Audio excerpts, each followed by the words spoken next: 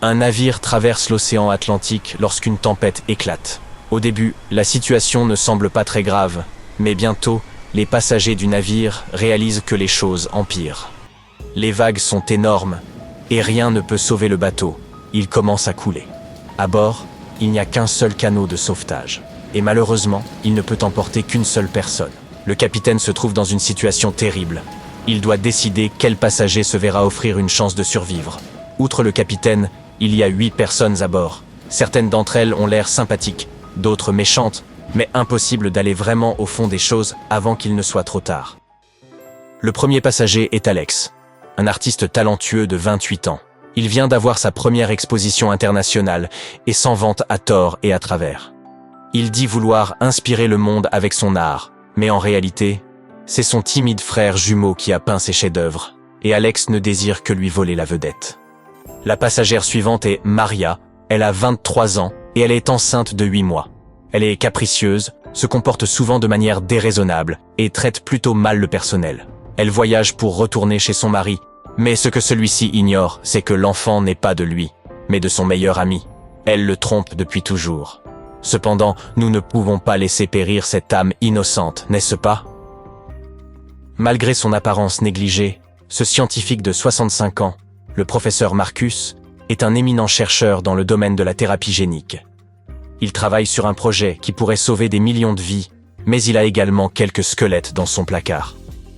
Cela fait 15 ans que personne n'a vu sa femme, Judith.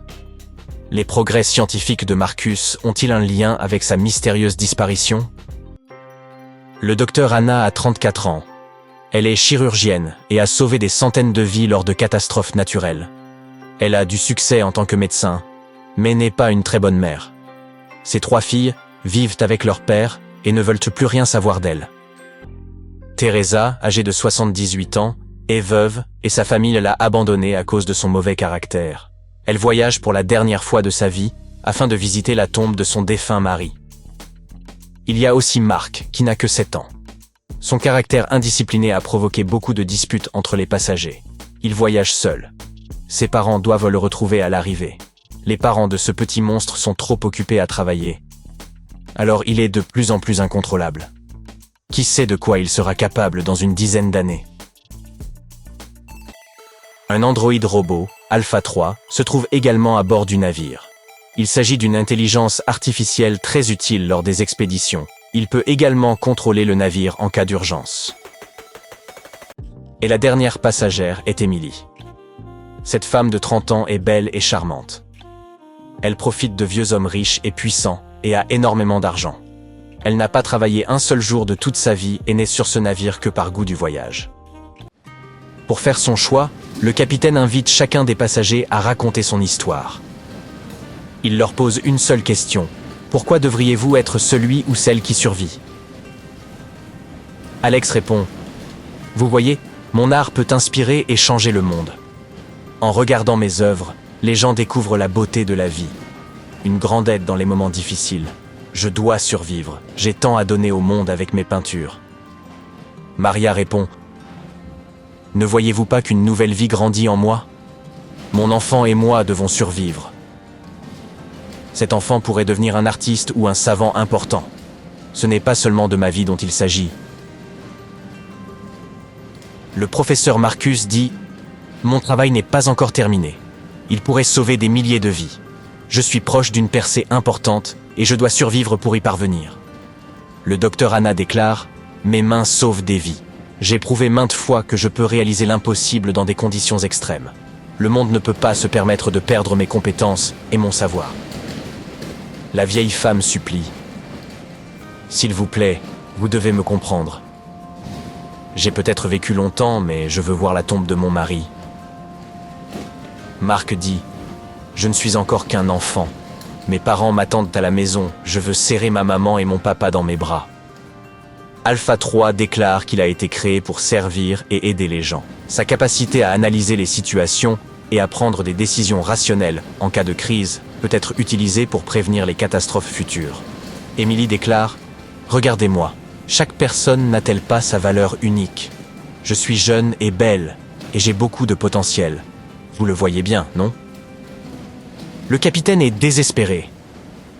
Comment lui, un simple mortel, peut-il décider qui doit vivre et qui doit périr? Après avoir fait les 100 pas dans sa cabine et frappé les murs de ses poings, il décide de évaluer les passagers selon leur utilité. Alex, en tant qu'artiste talentueux, peut influencer la société à travers son art et inspirer des milliers de personnes avec ses chefs-d'œuvre. Mais qui sait jusqu'où sa vanité peut le conduire? De plus, souvenez-vous bien qu'il n'est pas le véritable artiste. Sauver Maria, c'est aussi sauver son enfant.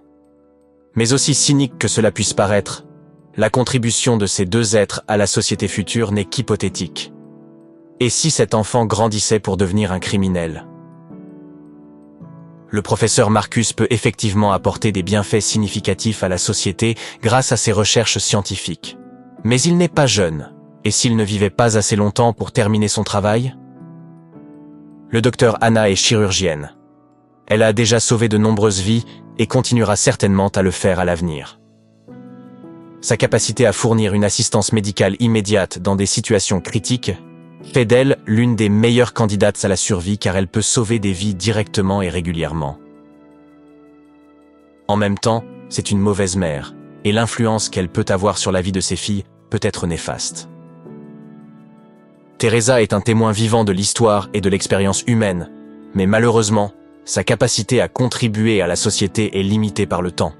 En termes simples, elle est âgée, et nous ne pouvons pas savoir combien de temps il lui reste. Marc se trouve dans une situation similaire. Il a devant lui une vie longue et potentiellement productive, mais sa contribution immédiate à la société est limitée. Sa valeur ne repose que sur sa contribution future, qui est difficile à estimer pour le moment. Alpha 3 peut fournir une assistance technique précieuse et un soutien fonctionnel, mais en tant que robot, il n'apporte rien de direct au bien-être humain. Quant à Emily, malgré sa beauté, ses réalisations sont minimes. D'un autre côté, elle ne fréquente que des personnes riches et puissantes. Elle possède donc beaucoup d'influence sur la société. À présent, du point de vue des bienfaits que chacun des passagers peut apporter, il semblerait que le docteur Anna soit l'un des choix les plus logiques. Ses connaissances et compétences peuvent sauver de nombreuses vies, ce qui signifie le plus grand bien pour le plus grand nombre. Mais examinons le choix du capitaine. Au bout du compte, après avoir écouté tous les passagers et pressé par le temps, notre homme décide de sauver Emily. Pouvez-vous deviner pourquoi il a fait un choix aussi inattendu? Écrivez votre réponse dans les commentaires. Vous pouvez également mettre la vidéo en pause pour y réfléchir. Bien, je pense que vous êtes prêts pour la réponse. Voyez-vous, bien que chacun des passagers ait présenté des arguments très convaincants pour expliquer pourquoi il devait être sauvé, le capitaine a été particulièrement touché par le charme d'Emily. Et même s'il y avait des candidats plus logiques en termes d'utilité et d'humanisme, le capitaine a succombé à ses sentiments et préférences personnelles, ce qui a influencé sa décision. Cette énigme illustre qu'en réalité, les gens se fondent souvent sur leurs sympathies et préférences, plutôt que sur la logique ou l'intérêt public pour prendre des décisions. Cela est dû au fait que les émotions et les relations personnelles peuvent avoir une forte influence sur notre perception des situations et sur nos choix.